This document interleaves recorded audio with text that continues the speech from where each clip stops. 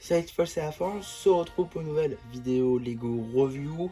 Aujourd'hui dans cette de la gamme Lego Star Wars, sous label 10+, sous la référence donc 40806, contenant 697 pièces, est sorti le 1er octobre 2025 au prix public de 59,99 €.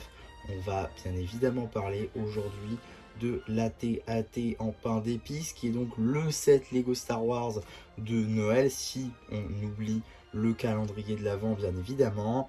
On va tout de suite commencer donc par les mini-figurines. Juste ici, vous avez la seule unique figurine du set, c'est-à-dire le Dark Vador en pain d'épices, qui est évidemment une figurine exclusive à ce set. En effet, tous les éléments sont nouveaux, à l'exception de la tête, qui est totalement dépourvue de topographie, dans cette couleur, donc en médium nougat, avec donc le retour du moule du casque de Dark Vador, bien évidemment, ici donc en nougat, de même pour la petite pièce de tour de cou, qui est d'ailleurs disponible en 2 exemplaires dans ce set, donc c'est plutôt sympa. Une cape tampographiée, et ça c'est cool. Un torse du coup et des jambes exclusives, dont on reconnaît bien évidemment les détails de Dark Vador, mais ici fait à partir d'un glaçage, c'est je trouve plutôt sympa. La cape est aussi très cool et reprend cet aspect biscuit avec le glaçage autour. On découvre d'autres détails à l'arrière du torse, toujours type biscuit glaçage, et la cape, c'est évidemment une cape toute blanche. Sous le casque, rien à dire, toujours dépourvu de topographie, c'est un peu dommage, surtout qu'on a vu pas mal de têtes customisées très sympas, avec des yeux faits en bonbons, ça peut être vraiment très cool. On notera toutefois le fait que la tête soit avec le nouveau moule. En termes d'accessoires, un sabre laser à lame rouge.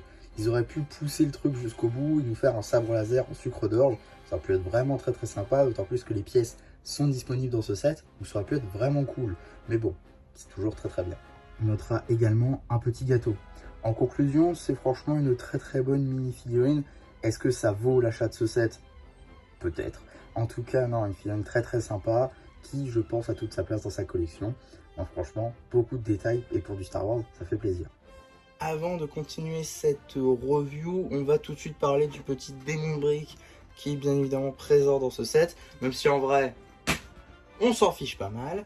Et donc on va parler maintenant de ce set qui a fait grandement parler de lui, hein, étant donné qu'en quelques heures seulement il n'était plus disponible sur le shop Lego, et que juste après dans tous les stores c'était impossible à obtenir.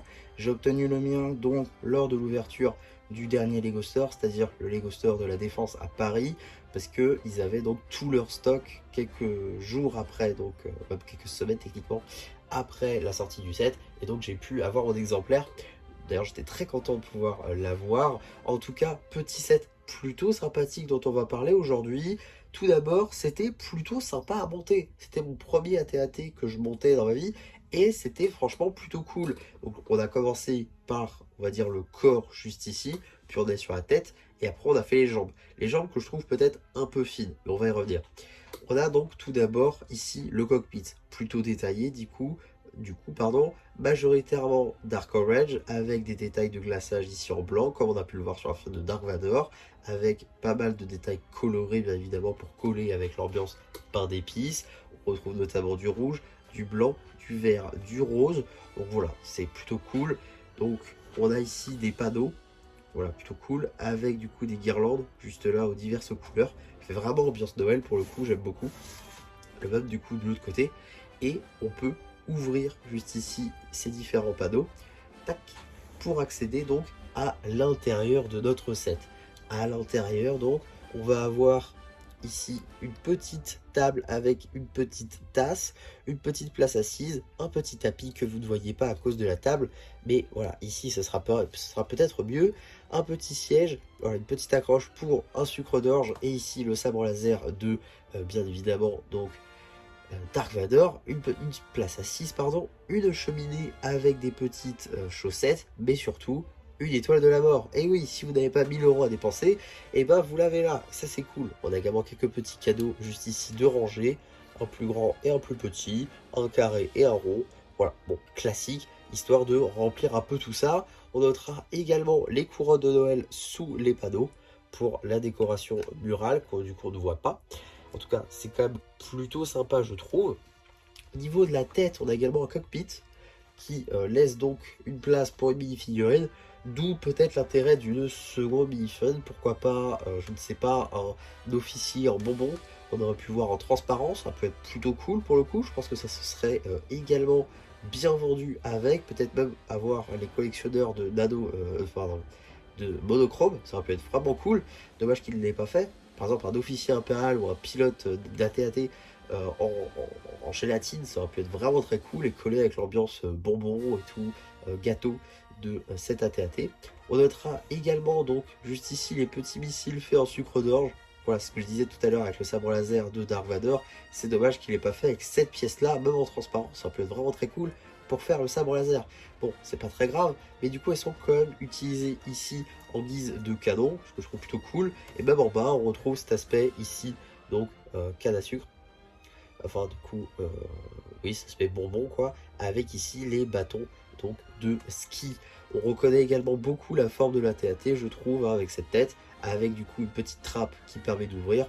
Le tout, du coup, fait en Dark Orange, un petit peu de nougat et de marron. Je trouve que c'est plutôt cool. Ici, donc, on a cette pièce de rouleau, souvent utilisée comme rouleau compresseur, par exemple, ici pour faire le coup, que je trouve peut-être un peu loin du corps, mais bon, c'est vraiment pour chipoter, hein. La technique, quand même, est utilisée plutôt cool. Ici, on utilise donc la barre qui est à l'intérieur pour tenir ici. C'est franchement, franchement, très intéressant.